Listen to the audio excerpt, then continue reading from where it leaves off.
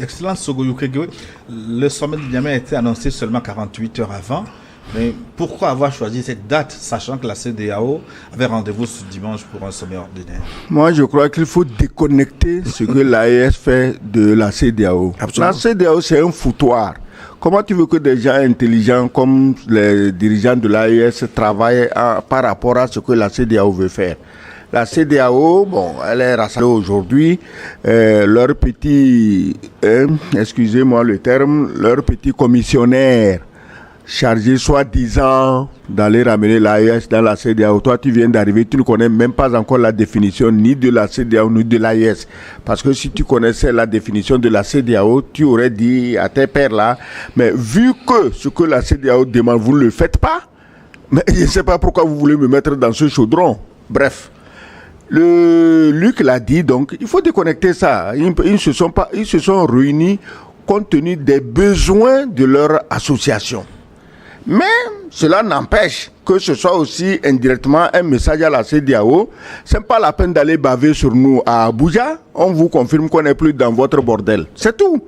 Le message est passé. Parce que sinon, il sera encore arrivé là-bas. AES doit venir dans CEDEAO, puisqu'ils reçoivent les ordres de là où tu sais. Heureusement, aujourd'hui, lui, il a les mots de tête avec des élections chez lui. Sinon, ils reçoivent les ordres. Et le petit étudiant attardé là, qui se prend déjà pour un grand chef d'État, on va l'envoyer là-bas. Je crois que l'AES a bien fait. Elle a fait son sommet quand elle veut. Compte tenu de ses besoins, des impératifs de leur politique intérieure, cela n'a absolument rien à voir avec les lourdeurs administratives, politiques, esclavagistes, soumises de la CEDEAO. Tu as vu hier à Niamey, un vent de liberté, de souveraineté a soufflé hier, pas sur Niamey, pas sur le Niger, pas sur l'AES, mais dans tous les camps de concentration français, les camps de concentration, les 14 camps de concentration français, les gens se sont dit, mais merde, on peut s'en sortir. On attend quoi pour sortir de ces camps de concentration? C'est tout. Il y a un vent de liberté. Et ce vent de liberté, il est contagieux. Et c'est la contagion là que les gens craignent et veulent à tout prix les ramener dans les chaînes esclavagistes de la CEDEAO. Donc vous ne voyez pas de corrélation, mais tout au moins, ce sommet de Niamey a ravi la vedette quand même à ce qui devait se passer le lendemain à Abuja, c'est-à-dire... Est-ce que quelqu'un s'intéresse aux réunions des caciques de la CEDEAO? Les gens se rencontrent pour se congratuler et puis ils tremblent tous, attention, il ne faut pas qu'il y ait un coup de tâche chez nous, gna gna gna. C'est tout, à part ça. Est-ce qu'ils vont là-bas pour les peuples? Eux, leurs avions, ils passent dans le ciel. Ils ne traversent pas une frontière pour voir les tracasseries que les populations subissent. Donc, je dis, il ne faut même pas parler de ça. Pour moi, Abuja, c'est la même histoire depuis 1991. C'est-à-dire qu'on a oublié le souci de la CEDEAO de fédérer les populations, de libérer les populations des tracasseries douanières, tout ça. La CEDEAO, on a oublié ça depuis. Aujourd'hui, trouver une place à la CEDEAO, c'est devenir un bon rentier. On est là, bon salaire, bons avantages. Est-ce que quelqu'un se soucie de ce que la population pense de la CEDEAO? Hier, à Niamey, c'est la population que nous avons regardée. Tout à fait. Mais tu t'imagines, des chefs d'État arrivent en avion et ils marchent sur des kilomètres. Oui. Une dizaine de kilomètres. Une dizaine de kilomètres. Attends, moi, marcher 10 kilomètres, ce n'est pas donné à tout le monde. Heureusement, c'est des militaires. Tout à fait. Ce n'est pas donné à tout le monde. Donc, nous avons vu ce que la population a fait. C'est de ça que nous tenons compte. Qui à Abuja peut recevoir des émissaires de Macron comme ça? Tout le monde sait qu'ils ne représentent rien. Ils n'ont aucune consistance. Rien, absolument rien. Tout le monde sait que chacun, avant d'arriver là-bas, a dû passer un coup de fil pour voir, mais qu'est-ce que moi je vais dire, chef? Bon, toi, tu vas dire ceci. Ah, et moi, patron, qu'est-ce que je vais dire? Ah, toi, tu vas dire cela. Et ainsi de suite. Donc, il ne faut même pas, aucun Africain sérieux ne donne 1% de crédit à la CEDEAO.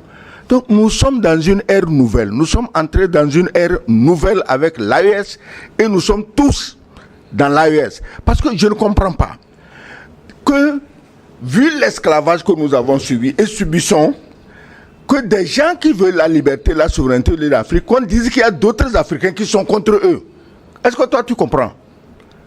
Tu comprends que des gens sont heureux d'être esclaves de la France. Parce qu'ils vont sur le perron, on leur serre la main. Bon nègre, tu es là, oui, oui, oui, oui. Ah, toi, tu es un bon nègre. Il ne faut pas faire comme les fous du Sahel, là. Certains ont théorisé là-dessus, vous parleront du syndrome de Stockholm. Je voilà. Donc, les bons nègres, là, la réunion des bons nègres, les populations à Abuja, le peuple, personne ne sait que ces gens-là arrivent. Oui, personne. Du sommet de Niamey, dans sa forme et dans le fond, ce sommet tranche un peu avec les protocoles de la CEDEAO. Est-ce que c'est l'effet nouveauté qui a provoqué cette liesse ou la vraie rupture proposée par ces nouveaux régimes? À tout point de vue, j'ai parlé tout à l'heure du mécanisme de fonctionnement des dirigeants de l'AES. À tout point de vue, leur style de gouvernance tranche avec ce à quoi on a été habitué au sein de l'espace francophone et notamment au sein de la CEDEAO. Et donc, ce n'est qu'un corollaire naturel. Si on voit qu'il y a un déchaînement de la population qui est en liesse, qui est heureuse et qui est excitée justement d'acclamer, d'exalter les valeurs de leurs dirigeants actuels. Vous avez vu le contenu des messages qui ont été passés à travers les discours. On prend juste l'exemple de Ibrahim Traoré.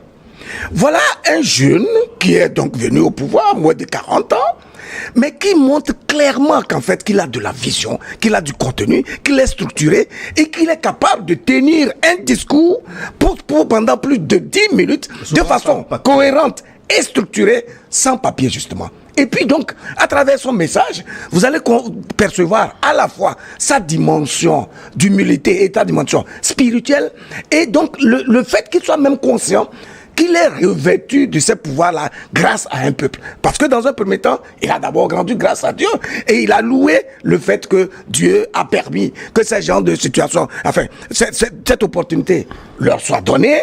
Et du coup, il sait qu'il n'est président que grâce à un peuple. Que c'est le peuple qui la double et qui donne sens à sa gouvernance.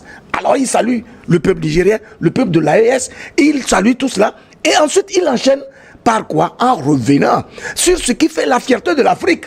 Il a rappelé dans une rhétorique remarquable le fait que notre sang coule ensemble à travers tous les épisodes qui ont marqué justement la vie de l'Africain et qui montrent qu'en fait l'Africain a été brimé exprès par les impérialistes parce qu'ils considèrent le continent africain comme étant l'empire des esclaves, comme il a dit. Et il a décrit avec une précision extrême la méthode par laquelle les impérialistes arrivent à mettre la main sur nos États. C'est justement à travers ceux-là qu'ils désignent, qui s'érigent finalement en traîtres et qui font que jusqu'à après 60 ans, nous n'avons aucune capacité de décider par nous, d'agir par nous, de capitaliser notre potentiel et de faire en sorte à impacter notre environnement et assurer l'épanouissement, le développement et la croissance économique sous notre espace. Après avoir décrit tout ceci, il a galvanisé les troupes, puisqu'il est reconnaissant. Il montre clairement qu'il sait où il doit aller et avec quels moyens de bord. Parce que vous ne pouvez jamais aller loin en tant que leader sans vous appuyer sur le peuple pour lequel vous agissez.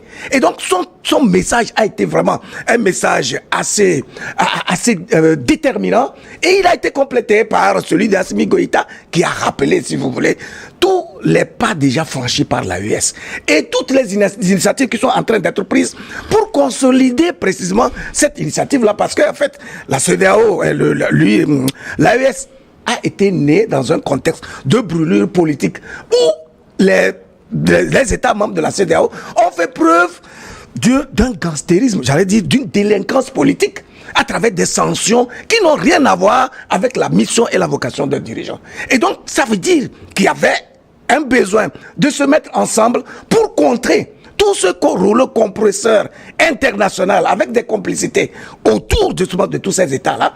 Et mais aujourd'hui, ils ont dépassé cette étape-là. Ils veulent alors consolider cela pour embrayer sur les autres volets, notamment économiques, financières, avec les infrastructures, etc. Donc c'est un chantier colossal qui est entrepris de façon froide, avec des gens suffisamment lucides, cohérents et qui ont je le répète encore, de la méthode. On ne peut qu'attendre des résultats intéressants parce qu'ils le font avec la foi, avec la conviction et avec les méthodes les plus appropriées possibles en travaillant sur la complicité de la population dont là, le labeur permet justement d'atteindre des résultats intéressants. Excellence, Sogoyo Kekewe, est-ce que ce sommet, sur certains points de vue, ne ressemble pas plutôt à un meeting où certains dirigeants de l'AES sont harangués la foule, massés à l'occasion Ils ont harangué une foule qui était là et qui était là spontanément. Les gens ne peuvent pas venir vous saluer et vous ne dites rien. Ils ne sont pas allés pour haranguer les foules. Mais la foule était là spontanément. Il faut lui dire ne serait-ce que bonjour et merci. Les Nigériens, c'est le peuple là qui comprend les enjeux de l'AES, les enjeux de liberté, de souveraineté, d'indépendance économique. Tu t'imagines, et je l'ai dit ici, n'en déplaise à ceux qui ne comprennent pas bien français, j'ai dit ici que l'objectif de la France, c'était de faire en sorte qu'un pays noir reste toujours dans la misère et non s'enrichisse comme les pays arabes. Tu vois un petit pays comme le Qatar, il a quoi? Il a le gaz et le pétrole, mais regarde, c'est un paradis sur terre. Le Niger a la même chose. Et il est classé, sinon plus, il est classé parmi les pays les plus pauvres du monde. Alors, les Nigériens savent ça aujourd'hui. Ils savent que la France achetait l'uranium à 132 000 francs le kilo au Kazakhstan et au Canada et que au Niger, on le prenait à 7 €, ce qui représente 4 700 poussières. Mais c'est une insulte permanente. C'est du racisme. C'est de la négrophobie.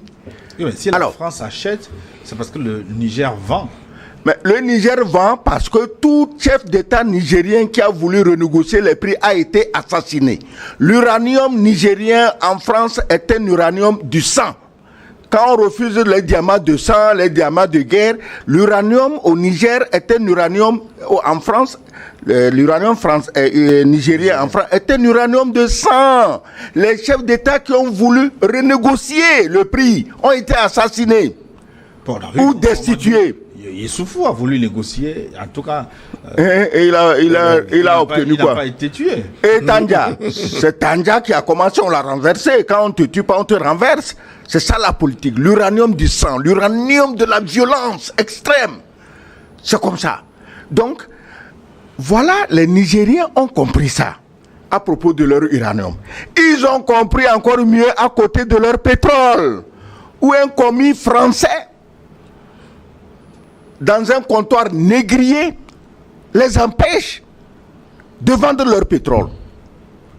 Les Nigériens ont compris ça. Ils comprennent les enjeux. Et ils savent que le combat que mène Tiani, c'est le même combat que mène Assimi Goïta. C'est le même combat que mène le jeune lion du Burkina, Ibrahim Traoré. Et ces gens-là, ils sont plus que des héros. Et ils donnent l'exemple que doivent suivre les autres pays. Il n'y a pas de raison qu'un pays, par exemple, comme le Gabon, qui a à peine 1 ou 2 millions d'habitants, avec toutes les richesses, pétrole, manganèse, or, bois et tout, soit en train de végéter dans la misère. Du fait des mêmes personnes, de la même politique de ces personnes. Qu'est-ce que tu comprends qu'un pays comme le Zaïre, le Congo, chose démocratique, soit dans la misère, qui n'est même pas à manger, dans l'Est où sont concentrées toutes les richesses, qui est que le sang, les larmes et les pleurs et la sueur. Pourquoi? Comment tu comprends ça? C'est les mêmes pays.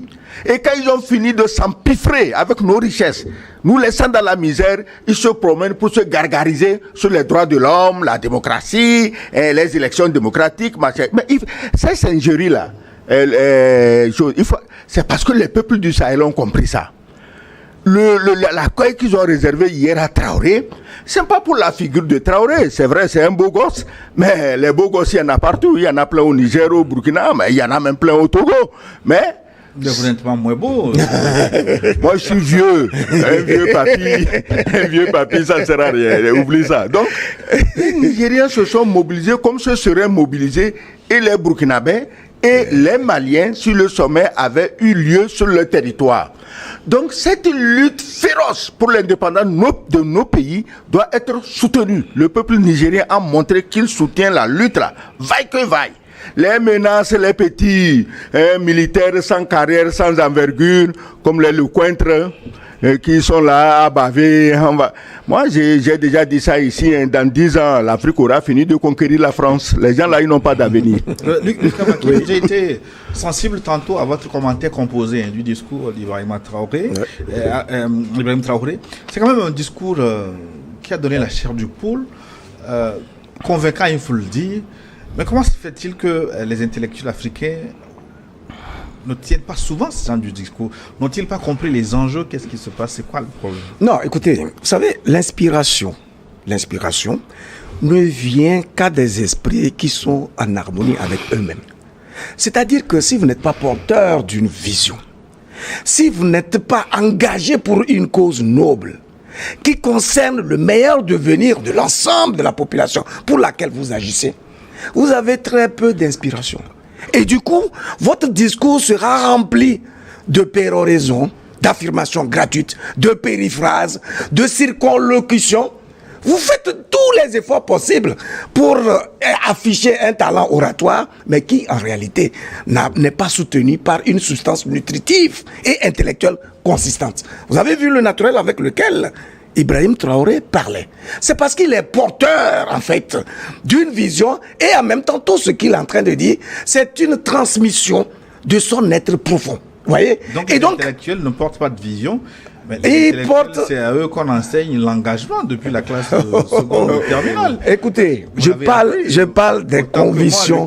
Oui, bien sûr. On nous a appris la rhétorique, les techniques de la rhétorique. Et donc, les gens alignent tout simplement les mots parce qu'en réalité, leur discours est sous-tendu par un désir de faire plaisir à quelqu'un d'autre.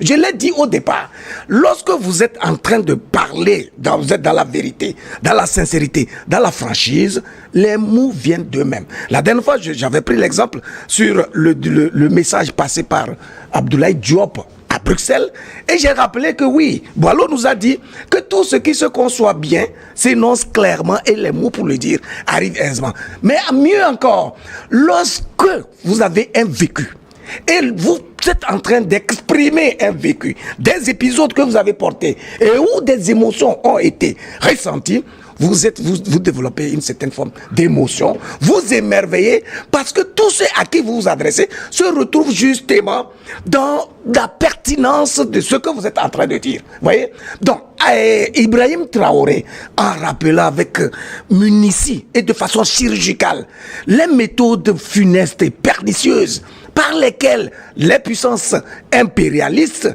procèdent pour utiliser... On les appelle tout le temps puissance. Bon, oui, justement, puissance entre guillemets, voilà, mettons les guillemets tout simplement, parce qu'aujourd'hui nous sommes en train de déjouer tout ça et on est en train de renverser simplement cette tendance-là par un message.